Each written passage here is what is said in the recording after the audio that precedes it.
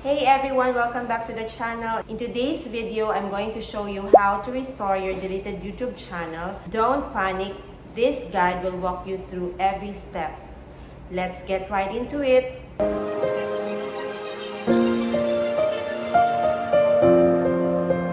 First, go to youtube.com. Try signing in with the account you used for your deleted YouTube channel. If you happen to forgot your password, click Forget Password and follow the recovery steps. If you are able to sign in, head over to your YouTube channel page.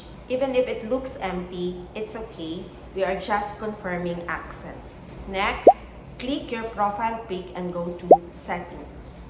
Inside Settings, scroll down and click Help to open YouTube Help Center.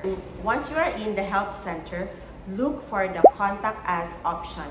This is where you can submit a request to restore your deleted channel. Once you are in the Select Your Channel, choose the channel you want to help with. Even if it is deleted, it should still appear in the list of channels associated with your Google account. You will be asked, tell us something what we can help with. Select the option that best matches the restoration, or you can just simply type restore my deleted YouTube channel.